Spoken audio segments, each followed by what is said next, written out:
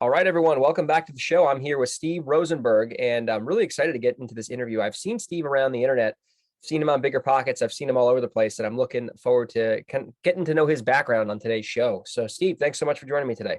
Appreciate you having me on. Thanks a lot. Awesome. It's interesting. I know before we did this interview, before we hit record, I was doing some homework on you, and your face looked very familiar, and I'm like, this guy seems very familiar. So I'm looking forward to, finding out more about him and getting into his journey. So, if people are not familiar with you, just kind of give the listeners a little bit about, your background, who you are, where you're from, and then we'll get into your real estate stuff. Yeah, sure. This could be I'm like an onion, right? I got a lot of layers, but I've been doing this for about 20 years in the real estate business. Never, to be completely honest, I never wanted to be in real estate. This, probably like many of your listeners, this is a first or a second option career for me. My first job, my first love of my life was flying airplanes, being an airline pilot. I still am an airline pilot. I fly for a major airline, fly a Boeing 787 for a major commercial airliner. But the safety and security of having a job kind of smacked me in the face, I guess you could say, after 9/11. So I had the best job in the world. I was 25 years old. I was flying for the airlines. And 2 days after 9/11, I got hit with a furlough notice that basically said, Hey, you know what? That safe, secure job is not safe and it's not very secure. So good luck to you. And, it's very humbling for people. I'm sure people on your show as well, that all of a sudden you're doing one thing and going down a path of life and doing all the things right. And something that's not really affected you. You didn't have anything to do with it, but now your life has changed as a result of it. And that's what happened to me. So I just started looking to see what I could do because I wasn't very smart or talented. And I thought, well, what could I do besides fly a metal tube around in the sky? And real estate kind of kept popping up on my radar. Just seemed like people that were wealthy were tied to real estate one way or the other. So I started learning, bought courses, read about a book a week on real estate, and did everything I could to try to just learn this whole new society. I bought some houses. I learned to wholesale. I did very, very good at wholesaling. Did so well that I bought an apartment complex with the money that I made after several years of doing this on a larger scale. But I was always still on the verge of losing a job. Now, I still am an airline pilot. I love what I do, but I realized that it could be taken away at any moment. So my business partner and I, we started a property management company, and we really started the company because we had a bunch of crappy houses that nobody would manage, to be completely honest. Had about 40 or 50 houses that were low income properties and were very, very tough. So we had to manage them ourselves. So we started a business. We scaled that business to over 1,000 properties. We became the fastest growing company in the state of Texas. We ended up being in 3 cities with virtual assistants in 3 different countries running our company. And we ended up selling that business to a venture capital backed company and exited the whole deal. That's awesome. So during that time I was speaking. I traveled all over Australia, all over the United States as a paid speaker, speaking on business, real estate, property management, kind of all those things. And I just learned to be better at what I do. So now I'm kind of an influencer, like you said. I still fly an airplane, so I still have a job. The whole time we built our business, I had a job. So I don't take excuses. So now I coach people, I mentor them, and I just show them how it's not rocket science. Anyone can do this. You just need the right recipe. Absolutely. And are you based out of the Dallas area? What city in Texas are you living in now? I'm in Houston, Texas. You're in Houston. Okay. That's a huge city. I was in Houston for a couple days back in 2019, I think. And I was blown away with how big that city was because I stayed in on the west end of Houston near all the, I don't know where it was, off near Katy. And I thought I was staying in downtown. Yeah. And me and my buddy went to go fishing. And I'm like, it was like an hour to get to his boat. And I'm like, dude, I thought Houston was like a, smallish big city, huge. So I didn't understand how big it was down there. Yeah. It's a big place. We joke and say you need like a visa or a passport to get from one side to the other, or at least to refill your gas tank. Yeah, no, for sure. Now you're based on Houston. Now, when you're flying now, I'm assuming, I don't know much about the pilot business, but is it kind of like a scenario where you're going to be working hard for 3 or 4 days flying, and then you have like 5 days off or 4 days off? Or how do you balance that? The routes that I do, the company that I fly for, I do all international. So I go down to South America. I go to Europe. I was doing it pre-COVID. I was doing Australia all the time. So, you work for 3-4 days and then I'm off. So I work a couple times a month. But in real estate, with what I do speaking, I can do that anywhere in the world. Doesn't matter where I'm at. I mean, you have a phone, you have a laptop. I do stuff all over. I was actually coaching businesses while I was in Australia on layovers. I was actually coaching real estate businesses on my layovers while I was there. So That's you can do it anywhere. Yeah. That's awesome, man. You get to see the world. That's amazing. And then a quick flying question, then we'll get into the real estate. Now, I fly a lot. I fly from New York to California all the time. I live in both areas. And it seems to me, from a guy who just flies on planes, doesn't fly the planes, they pretty much fly themselves nowadays, right? I mean, it seems like that's the case. Yeah. I mean, there's so much automation. I mean, you almost need to be have an MIT degree to just change a circuit breaker out, basically. But I fly the 787, which is it's fairly new, fairly advanced. And yeah, they are very, very, very automated. We always joke, they pay us for when you blow an engine at 40,000 feet over the Pacific. There's not really a computer program to fix that one yet. Yeah, there may be at one point, but we're paid for the 10 seconds of sheer terror when things go wrong. That's kind of when we earn our money, we say. Yeah, that's awesome. Yeah, that's true. It's funny. I'm pretty comfortable on flights, but sometimes if I'm flying like over an ocean or whatever, going to Hawaii or Europe, I'm like, man, if you really think about this is a little sketchy. I mean, something were to happen. I don't know you don't really know what the outcome is, but flying is obviously very safe. And when you're an expert pilot, you obviously know that more than the consumer. So let's get back into the real estate. So you jumped in the business, you said you started wholesaling. We'll get into that and then want to cover some of the apartment stuff. Now, there's a lot of wholesalers that listen to the show, a lot of wholesalers. And I do like a free call once a week where I have new investors. They get on the horn for me, no strings attached. And I give them some real solid advice. And I would say that maybe 90% of them are, aspiring wholesalers, or maybe they've done a wholesale deal. So from your experience doing this for a long time and now coaching and training people, if you had to boil down wholesaling to its simplest form, like, you need to get good at this and you need to get good at that. In your opinion, what would you say the two vital success factors of wholesaling would be? Because I have my opinions. I'd like to hear other wholesalers' opinions because it's a very popular topic, but at the same time, wholesaling is a very simple business. It's not even almost like it's real estate. It's just sales at the end of the day. And people overcomplicate it all the time. And I'm like, it's really a simple business. It's not easy, but it's simple. Yeah. I would say that's a good question. The two things that allowed me to scale and that gave me success was I learned to become a master communicator, and I learned how to systematize as much as possible and leverage systemization. So, if I could automate it, I'm a big believer in automate, systemize, outsource, because there's, 24 hours in a day, right? I have no more, you have no more. So I've got to figure out what is the best use of that 24 hours. And number one, my skill set is communicating and negotiating. So I got mentored and I got trained I invested a lot of money to learn how to be a better communicator. That in turn made me a lot of money because I took the time to learn that skill. I was trained specifically by speakers how to negotiate. Yes. And then I'm a big believer in automation. Now, when I was doing it, I hate to say way back when, but I was doing this in 2003, 2004. So we didn't have as much online capabilities as we do now.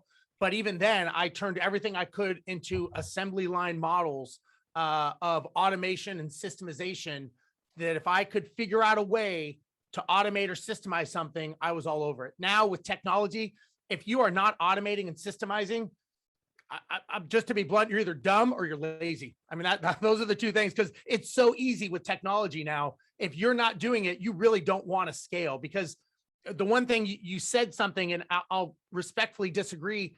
I don't think many people have a business when they wholesale. A business is a commercial, profitable enterprise that runs without you.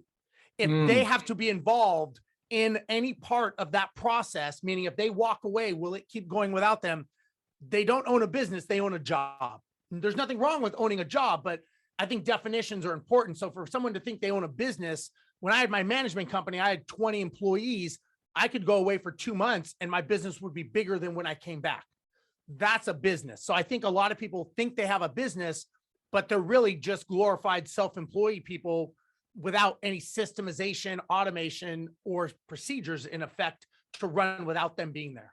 That's so true. And that's the ultimate litmus test. Like if you have to go on vacation or go fly an airplane for 4 days to Australia, do you have to be by your phone or not? Right. That's the truth. And it's a truthful question. It's like yes or no. It's very binary. It's not like, well, it depends on the lead flow. It's like, no, like, do you need to be involved or not? Yeah. Very true. Very true. That's awesome. Now, when you were wholesale, do you still wholesale or you kind of do more? No, I would say I'm probably a little too lazy for that nowadays. I coach people. Who wholesale quite a bit, and I'm very successful, and I'm good friends with a lot of people. So I get it. I understand and again, it comes down to communication. I mean, what people don't understand is they think the business they're in is 4 walls and a roof. It's not. They're in the relationship business. They're in the communication business.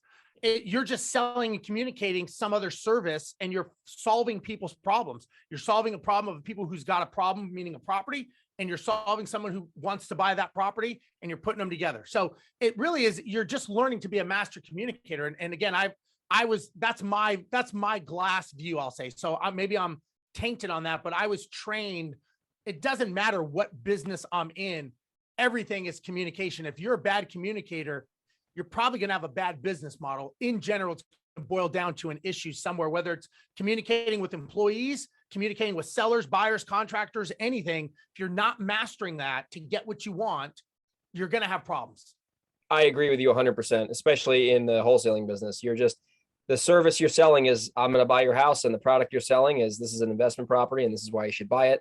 And I've found, Steve, that the better I got at communicating, negotiating, selling, air quotes, I've always made more money the better I got at that, because it allowed me to just be a better problem solver, quite frankly. And I can get that message across better and kind of see things from how people are seeing them, and then kind of approach them from where they already are, not where I want them to be.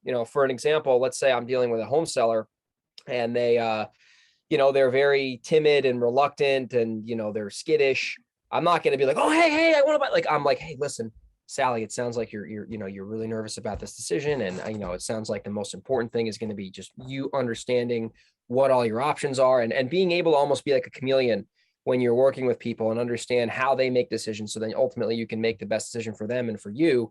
The better you get at that skill, I always say that's like the ultimate skill, is being able to communicate effectively. And it helps you in your personal life too, not only just like your business, like being able to communicate with other people. So, it's a powerful skill, and something that people can take away from this podcast, besides the stuff that we're also going to talk about on the rental side, which is another interesting topic. I have some interesting experiences with tenants, and I'm glad you mentioned the whole property management, and actually, like, you were managing a lot of D-class properties. And I started buying rentals last year, and I found that I've made a lot of mistakes. I don't have a ton of units right now, but I have some.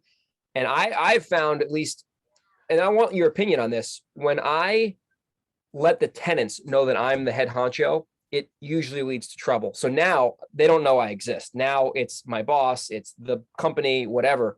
What have you found, by managing thousands of properties at this point, if you had to boil it down to work with lower type properties, what do you say the keys to success are? Because I've gotten involved, and I buy a lot of properties with bad tenants, and it can get challenging if you don't really know what you're doing. Yeah, you're 100% correct. It's funny, when we had our property management company and we started scaling, bringing on clients, the main property manager we had basically came and had a talk with us and said, you guys have the shittiest properties of the whole portfolio. Me and the owners were like, it's like, your properties are the biggest problem of everyone's. And so, the challenge is, so here, so you got, there's a lot of nuggets in there. Do you mind if I just go back real quick on the wholesale? I'd like to give everyone a quick tip on this. Sure. One of the things, and then we'll talk about the rentals. One of the things I would say, if people want to learn, you said it best as being a chameleon. One of the things I learned, there's a thing called DISC profiling, DISC, and it's a personality profiling to where you can categorize people to different categories. I became a master at learning DISC profiling because everyone in the world is a portion of DISC. So if you are a certain portion of DISC and I am another type of DISC, and I'm speaking in the words I use, my language, like I'm very talkative, chatty, and you're a very dominant, bullet pointed, get to the point person, you and I are not going to communicate. So you and I are not going to have subconscious rapport. And if we don't have rapport, we're not going to do a transaction. You said it best when you said be a chameleon. you have to be very, very quick to understand what the disc profile is of the person you're talking to. I don't care if it's a spouse, child, seller, contractor, you become that disc because people will create rapport that people that are like them.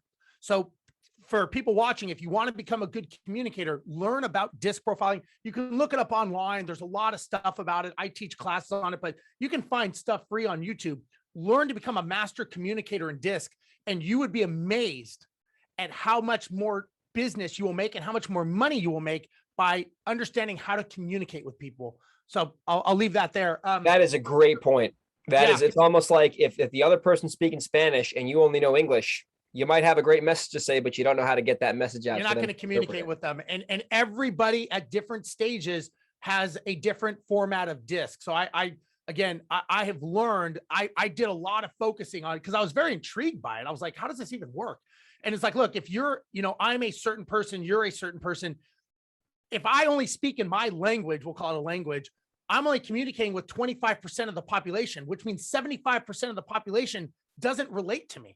And they're going to go, I don't get that dude. Like, he's all over the place. He's bouncing all over the place. I want a number. I'm a matter of fact, or I'm emotional. I'm crying because I'm losing my house. And you're bouncing around asking if you want coffee and this and that.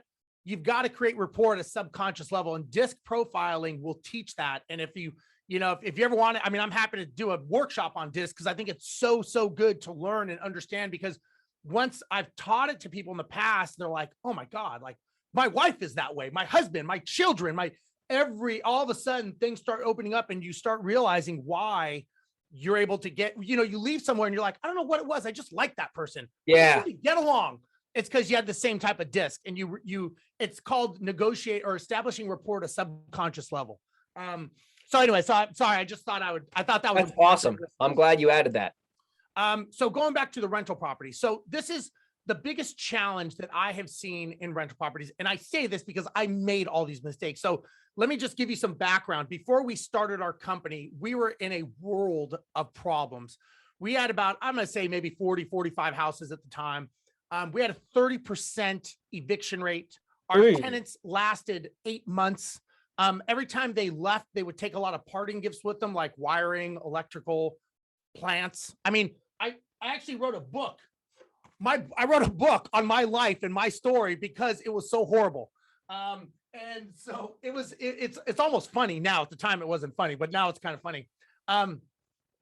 We made all these mistakes. So everybody makes them. Look, I'm just like everyone else here. I have taken my licks. I've been ripped off. I've been robbed from, you name it. It's happened to me, just like it happens to everyone. And you know what? No one's special. No one's immune to it. If anyone says they're lying, right? Everybody has scars. If they've walked that walk, if they've been in war, they're going to have wounds, right? And I have many, many war wounds of me. But going back to your question, the one thing that you have to do is, number one, you own a business. Okay. When you own one rental property or you own 50, you own a business. That business is governed by policies, procedures, structure, and more importantly, the law. Okay. So here's an example. You have a lease contract with your tenant. I don't care if you're best friends with them. I don't care if you act like you don't own the property. It doesn't matter. I am running a business. If you own a liquor store, do you care if people know that you're the owner or you're the manager? At the end of the day, it's irrelevant. The business is a life of its own.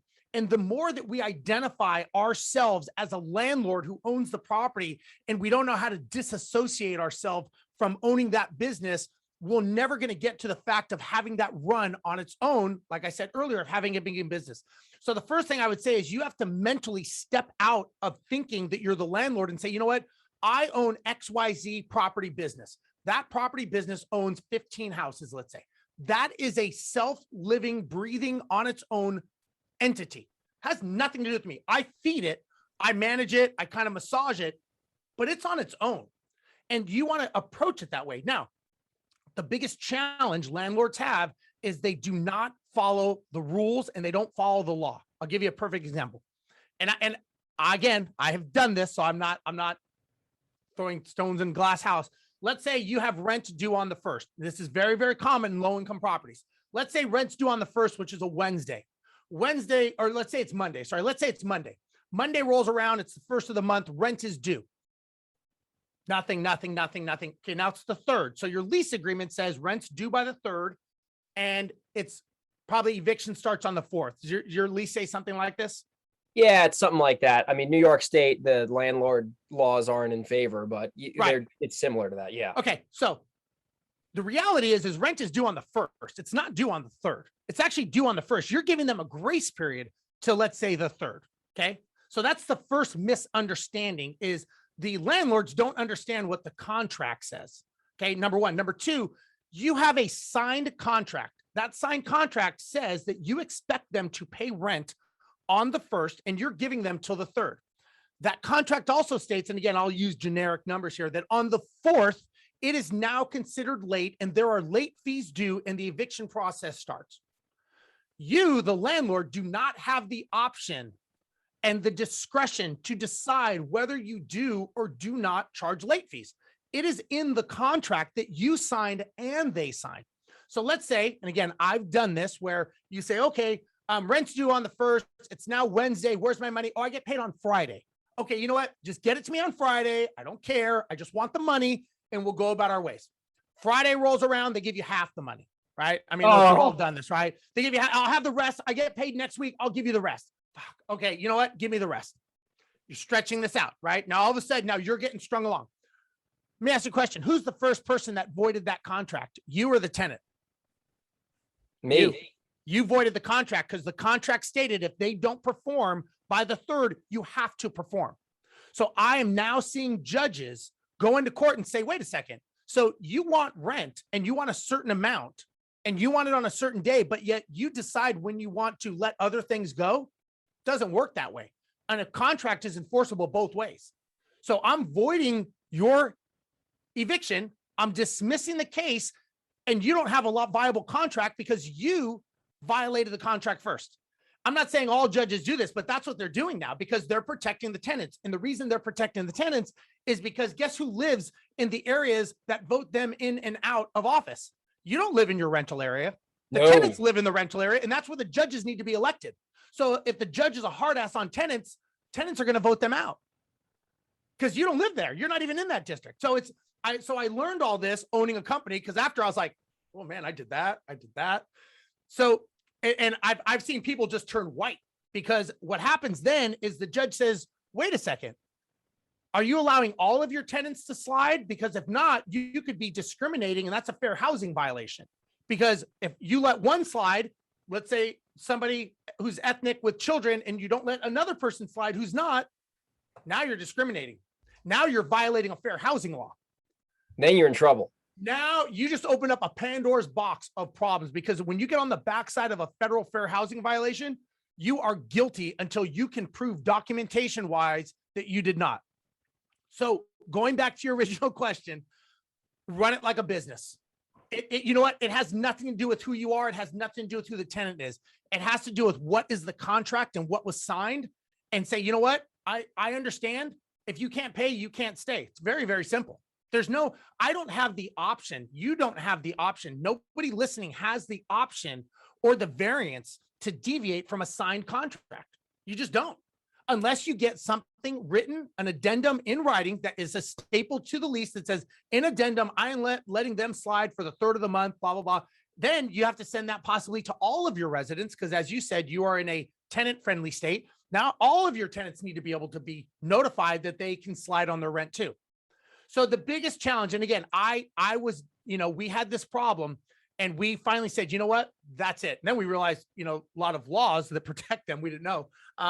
But the best thing anyone can do, I don't care if you say I own it, I don't own it, that's irrelevant. You know what? So what if I own it? I don't give a shit. I own the property. I run a business. This is my business. Do you want to do business with me or do you not? If you don't, then I understand. And, we managed 1,000 properties. We had tenants that were evicted, this and that. If you treat them with respect, they're not going to trash the property. I mean, we've had some, but in general, we just tell them, listen, we understand if you can't pay, but you understand this is a business and we've got these other things. Now, obviously I get COVID and all the other stuff, but let's say we're going to move past this COVID. We're going to move all past this.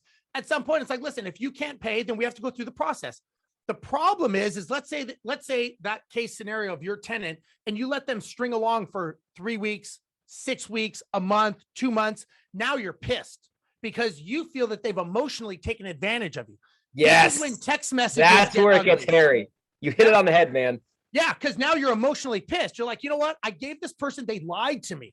You know what? You should have never have let yourself get in that position.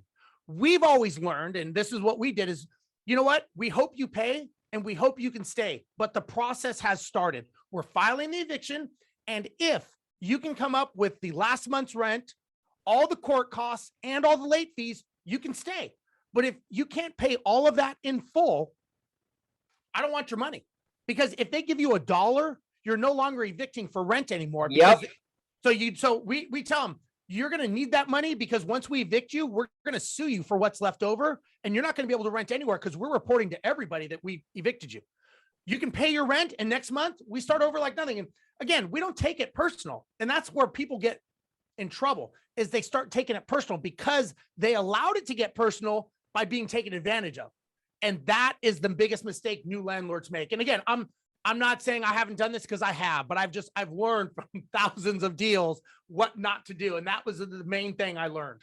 Man, that is an absolute golden nugget. I think everyone is probably just jaw dropping because the biggest point that you made was once you allow it to get emotional is when it goes off the rails. Like I have tenants right now and I made them an offer to leave. They didn't leave. I got pissed. I gave them a crazy high offer because in New York, it's really hard to get tenants out. They wouldn't leave. And then they complained and then I'm pissed off and it's just a whole mess. And now I don't do that anymore, obviously. And because of all this, Steve, are there areas in the country that you might not invest in rental properties like some states, or do you don't really care because your policies will be ironclad throughout the nation? No, you know what? I mean, I normally choose to stay away from tenant friendly states, just because, I grew up, I grew up living in Los Angeles. So I was born and raised in LA. So I'm very familiar with the laws and rentals. And I've had some stuff out there and know people, and it's just, here's the thing, where does my return get the best use? So how much money can I make, or how much of a return can I get back more in one state versus another? And what's the potential downside? So I'm always looking, and again, that's just smart business. No one is immune from the regulations and laws, but Texas is a very pro landlord state.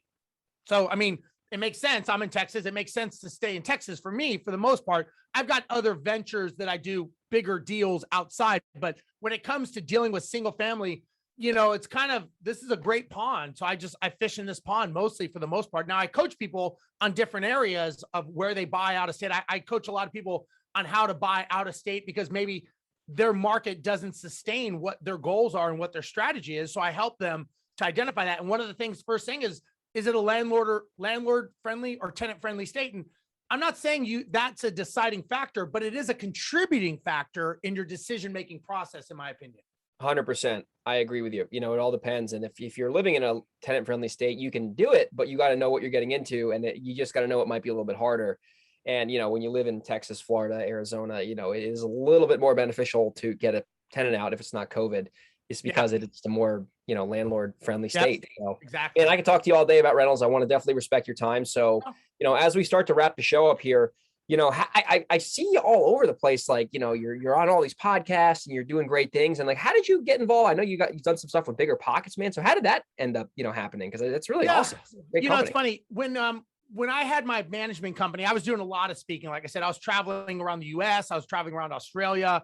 I was doing just a lot of stuff. And so when I sold my company, the company that purchased us, they brought me on as head of their investor education. So I started doing a lot of stuff with them, started doing stuff. I knew a lot of people at Bigger Pockets. So they asked me to come and be a contributor because, again, I'm pretty unique in the sense that I'm an investor. I owned a management company and I'm an airline pilot. So you can't tell me you can't do something. Just tell me you choose not to, kind of, but I come at things with a lot of different angles. And my thing is, I'm a big believer in chapters in your life. I think everybody has chapters, and I think chapters begin and chapters end.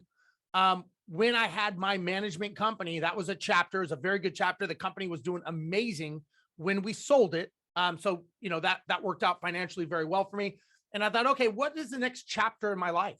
So to me, the next chapter is I like helping people. I like giving back. I've got as you can see, a lot of information in this head that I like to give back. If you see me on social media, my YouTube channel, my Instagram, I do a lot of content, a lot of videos, just because I think a lot of people out there, the bar is so low when it comes to gurus. And I tell people I'm not a real estate guy. I own businesses, but real estate is a business. And if you don't treat it that way, you're going to get hurt. And there's a lot of rules. I mean, 1 out of 3 landlords is in a lawsuit every single year for violating fair housing, discrimination, IRS, Texas property code, because they don't understand that they're running it like a business. And it's just a matter of understanding the pool they're swimming in, I guess. So I try to give back as much as I can. And that's kind of my next phase of my life, I guess you could say.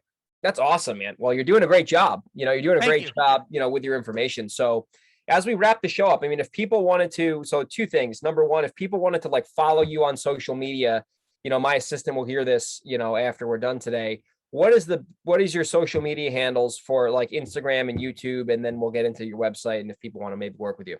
Yeah. So if they go to Instagram, it's Rozenberg Steve. So it's Rozenberg Steve on Instagram. Facebook, other way around, Steve Rozenberg. I've got a pretty cool Facebook group for investors. You just sign up and join. It's free. I also have a YouTube channel. I put out 1 new video a day on YouTube. So That's I'm awesome. on YouTube. Yeah, I do videos, a lot of content, a lot of education, either real estate, business, mindset. I kind of use those are kind of my realms. And I help people go from 0 doors up to, 50 plus. The majority of things people need to learn is up here. This is the biggest blockage of understanding how to be successful. It's not how hard you work. Hardest work in the room is not the most successful, because if that was the case, construction people would be the wealthiest people on the planet. And they're not, right? Business owners are. So there's a disconnect on what we think we should be doing and what really we should be doing. So I try to bridge that gap, and I do it on social media, Facebook, YouTube, all those things. Awesome.